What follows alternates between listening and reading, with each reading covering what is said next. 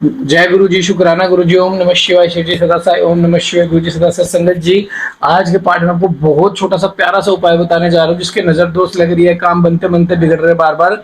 एक नींबू लेना, 7 बार अपने ऊपर से क्लॉकवाइज कर लेना और उस नींबू का फिर गैस पर रख के जला देना। वो अच्छे से ब्लैक कर देना। पूरा ब्लैक होके अगर वो फट जाए, समझो आपके ऊपर नजर लगी थी और गुरु जी ने हटा दिया है। और संगत जी, अपना बचाव रखे, अपने काम की कोई भी शुरुआत करे, अपनी कोई भी प्लानिंग करे, जब तक वो काम पूरा ना हो जाए, सफल ना हो जाए, जब तक किसी को ना बताए, काम सफल हो जाएगा और लोगों को अपने आप दिख जाएगा। आपको पता नहीं कोई जरूरत नहीं, क्योंकि लोगों की नजर लग जाती है। आज का पाठ पूरा नजर से रिलेटेड है। पूरी नजर दोष का निवारण होगा। जिसको भी नजर लगी है आज उसका निवारण होना निश्चित है। जय गुरु जी, शुक्राना गुरु जी। आइए सर पाठ को शुरू करते हैं गुरु मंत्र जाप के साथ। ओम नमः शिवाय। शिव जी सदा साई। ओम नमः शिवाय। गुरु जी सदा साई। जय गुरु जी। जय गुरु जी। जय गुरु जी।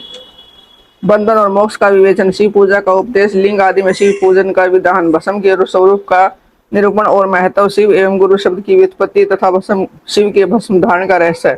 ऋषि बोले, सर्वज्ञों में श्रेष्ठ सूर्य जी, बंधन और मोक्ष का स्वरूप क्या है, यह हमें बताइए। सूर्य जी ने कहा, मैं ऋषियों में बंधन और मोक्ष का स्वरूप तथा मोक्ष के उपाय का वर्णन करूंगा, तुम लोग आदरपूर्वक सुनो।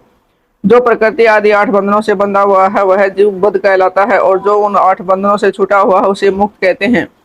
प्रकृति आदि को वश में कर लेना मोक्ष कहलाता है। बंधन आगंतुक है और मोक्ष स्वतःसिद्ध है। बुद्ध बद्ध जीव उस बंधन से मुक्त हो जाता है जब उसे मुक्त जीव कहते हैं। प्रकृति, बुद्धि, त्रिगुणात्मक अहंकार और 5 तन्मात्राएं, उन्हें ज्ञानी पुरुष प्रकृत्याधष्टक मानते हैं। प्रकृति आदि 8 तत्वों के समूह से देह की उत्पत्ति हुई है। देह से कर्म उत्पन्न होता है और फिर कर्म से नूतन देह की उत्पत्ति होती है। इस प्रकार बारंबार जन्म और कर्म होते रहते हैं। शरीर को स्थूल, सूक्ष्म और कारण के भेद से 3 प्रकार का जानना चाहिए। स्थूल शरीर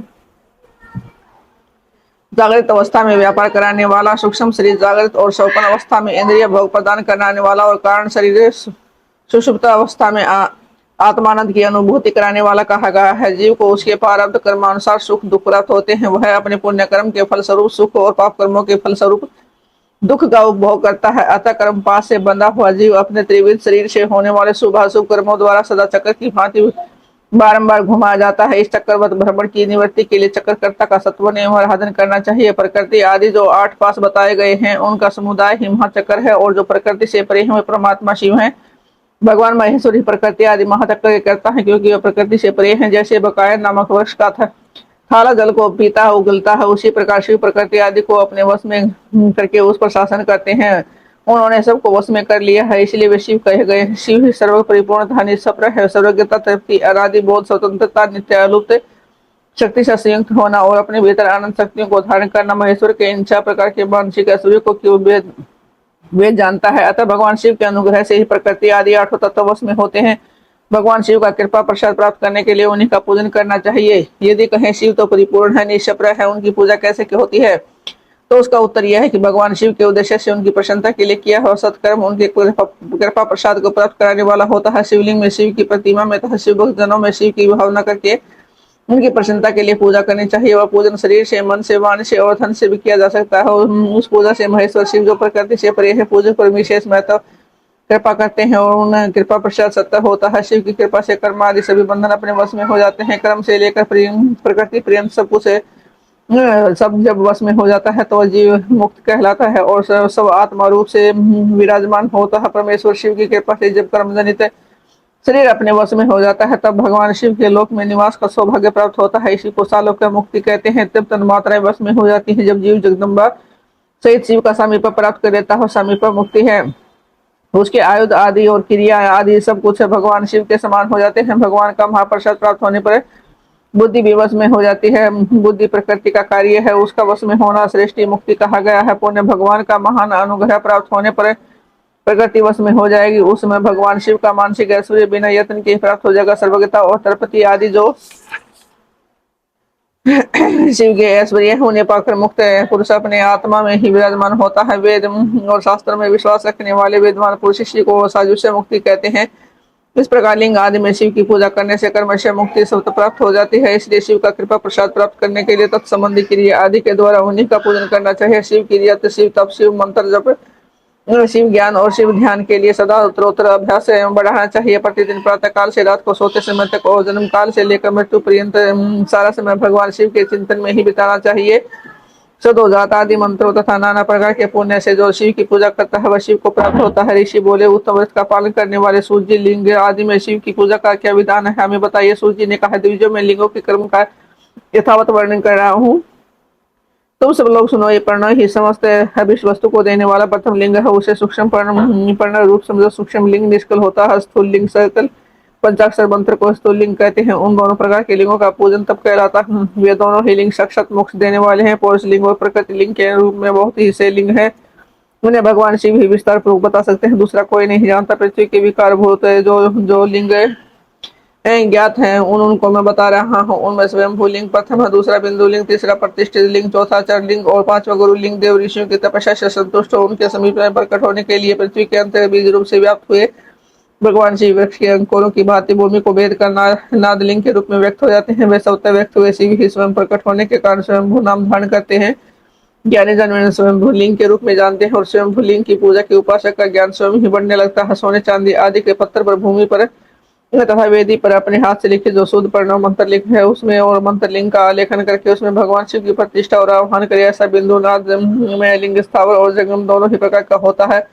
इसमें शिव का दर्शन भावनामय ही है, ऐसा निसंदेह कहा जाता है। जिस जहाँ भगवान शंकर के प्रकट होने का विश्वास हो उसे वही प्रकट होकर वे अभीष्ट फल प्रदान करते हैं। अपने हाथ से लिखे हुए यंत्र में कृत्रिम स्थावर लिंग में भगवान शिव का आह्वान करके 16 उपचारों से उसकी पूजा करे। ऐसा करने से साधक स्वयं ही ऐश्वर्य को प्राप्त कर लेता है और साधन के अभ्यास से उसको ज्ञान भी होता है। देवताओं और ऋषियों ने आत्म सिद्धि के लिए अपने हाथ से वैदिक मंत्रों के उच्चारण पूर्वक शुद्ध मंडल में शुद्ध भावना द्वारा जिस उत्तम शिवलिंग की स्थापना की है उसे पौरुष लिंग कहते हैं। तब वही प्रतिष्ठित लिंग कहलाता है। उस लिंग की पूजा करने से सदा पौरुष से सूर्य की प्राप्ति होती है। महान ब्राह्मण और महाधनी राजा किसी कारीगरी से शिवलिंग का निर्माण कराकर जो मंत्र प्रभु से स्थापना करते हैं उनका द्वारा स्थापित हुआ लिंग में प्रतिष्ठित लिंग कहलाता है। किंतु प्राकृतिक लिंग है, इसलिए प्राकृतिक ऐश्वर्य को भोगने के भोग को ही देने वाला होता है। जो शक्तिशाली और नित्य होता है उसे पौरुष कहते हैं। जो दुर्बल और अनित्य होता है प्राकृतिक कहलाता है। लिंग नाभि जीवा नासागर भाग और शिखा के क्रम से कटी हृदय और मस्तक तीनों स्थानों में जो लिंग की भावना की गई है उसे आध्यात्मिक लिंग को ही चर लिंग कहते हैं। पर्वत को पौरुष लिंग बताया गया और बोतल को विद्वान पुष्पाद प्राकृतिक लिंग मानते हैं।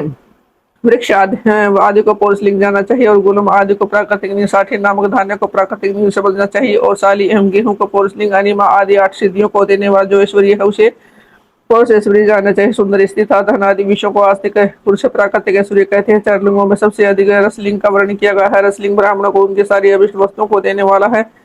शुभ कारक वाणलिंग क्षत्रिय को महाराज की प्राप्ति कराने वाला है। स्वर्णलिंग वैश्य को महान धनपति का पद प्राप्त करने वाला है। तो सौंदर्य शिवलिंग शूद्र को महाशुद्धि देने वाला है। सप्टिक लिंग तथा बाण लिंग सब लोगों को उनकी समस्त कामनाएं प्रदान करते हैं। अपना नहीं हो तो दूसरे का सप्टिक या बाण लिंग पूजा के लिए निषेध नहीं है। स्त्रियां विशेषतः साधुओं के लिए पार्थिव लिंग की पूजा का विधान है। प्रवृत्ति मार्ग में स्थित विधवाओं के लिए सप्टिक लिंग की पूजा बताई गई है, परंतु विरक्त विधवाओं के लिए रसलिंग की पूजा को ही श्रेष्ठ कहा गया है। उत्तम व्रत का पालन करने वाले महर्षि बचपन में, जवानी में और बुढ़ापे में भी शुद्ध सप्टिक में शिवलिंग का पूजन स्त्रियों को समस्त भोग कराने वाला होता है। गुरु है शक्ति स्त्रियों के लिए पीठ पूजा भूतल पर संपूर्ण विश्व को देने वाली है। व्यक्ति प्रवृत्ति मार्ग में चलने वाला पुरुष पात्र गुरु के सहयोग से समस्त पूजा कर्म संपन्न करे। इस देव का अभिषेक करने के पश्चात अघानी के चावल से बने हुए खीर आदि पकवानों द्वारा नैवेद्य अर्पण करे। पूजा के अंत में शिवलिंग को संपुट में पधार कर घर के भीतर पर रख दे। जो निवृत्ति मार्गी पुरुष उनके लिए हाथ पर ही शिवलिंग पूजा का विधान होने भिक्षा आदि से प्राप्त हुए अपने भोजन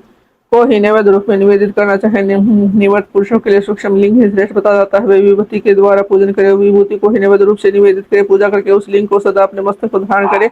विभूति 3 प्रकार की बताई गई है, लोक अग्नि जनित, वेद अग्नि जनित और शिवाग्नि जनित। लोक अग्नि जनित या लौकिक भस्म के द्रव्यों की शुद्धि के लिए लाकर रखे मिट्टी, लकड़ी और लोहे के पात्र की, धानों की, दिल की, द्रव्यों के वस्त्र आदि के तापरियुषित वस्तु की भस्म से शुद्धि होती है। कुत्ते आदि से दूषित हुए पात्रों की भस्म से शुद्धि मानी गई है, परंतु विशेष की शुद्धि के लिए थायोग जल सजल अथवा निर्जल भस्म का उपयोग करना चाहिए। देव वेद अग्नि जनित जो भस्म है उसको उन्होंने वैदिक कर्मों के अंत में धारण करना चाहिए। मंत्र और क्रिया से जनित जो होम कर्म अग्नि में भस्म का रूप धारण करता है उस भस्म को धारण करने से वह कर्म आत्मा में आरोपित हो जाता है। अघोर मूर्तिधारी शिव का जो अपना मंत्र है उसे पढ़कर बेल की लकड़ी को जलाए, उस मंत्र से अभिमंत्री अग्नि को शिवाग्नि कहा गया। इसके द्वारा जले हुए काष्ठा को जो भस्म है शिवाग्नि जनित है। कपिला गाय के गोबर अथवा गाय मात्र के गोबर को समी पीपल पलाश बड़ा अमल ताश और बेर इनकी लकड़ियों को शिवाग्नि से जलाया हुआ है शुद्ध भस्म शिवाग्नि जलित माना गया है अथवा कुश की अग्नि में शिव मंत्र के उच्चारण पूर्व काष्ठा को जलाए फिर उस भस्म को कपड़े से अच्छी तरह से स्नान करने घड़े में भरकर रखें उसे समय समय पर अपनी कांति या शोभा की वृद्धि के लिए धारण करे ऐसा करने वाला पुरुष सम्मानित एवं पूजित होता है पूर्व काल में भगवान शिव ने भस्म शब्द का ऐसा ही अर्थ प्रकट किया जैसे राजा अपने राज्य में सारभूत कर को ग्रहण करता है वह जैसे मनुष्य समय आदि को जलाकर उसका सार ग्रहण करता है वैसे ही जठनानल नाना प्रकार के भक्ष्य भोज्य आदि पदार्थों को भारी मात्रा में ग्रहण करके जलाकर सारतर वस्तु ग्रहण करता है उस सारतर वस्तु से सब देह का पोषण करता है उसी प्रकार प्रपंच करता परमेश्वर शिव ने ही अपने ही आधेय रूप में विद्यमान प्रपंच को जलाकर भस्म रूप से अपने उसके साथ तत्व को ग्रहण किया है प्रपंच को दग्ध करके शिव ने उसके भस्म को अपने शरीर में लगाया है राख भभूत पोतने के भाने जगत के सार को ही ग्रहण किया है अपने शरीर में अपने लिए रत्न स्वरूप भस्म को इस प्रकार स्थापित किया है आकाश के सातव से केश वायु के सातव से मुख अग्नि के सातव से हृदय जल के सातव से कटी भाग और पृथ्वी के सातव से घुटने को धारण किया है इसी प्रकार उनके सारे अंग विभिन्न वस्तु के सार महेश्वर ने अपने ललाट में तिलक के रूप में जो त्रिपुण धारण किया है वह ब्रह्म विष्णु और रुद्र का सार तब है वह इन वस्तुओं को जगत के अभ्युदयमान दायक हेतु मानते ही भगवान शिव ने ही प्रपंच के सारे सार सर्वस्व को अपने वश में कर लिया था इन्हें अपने वश में करने वाला दूसरा कोई नहीं है जैसे समस्त मृगों का सिंह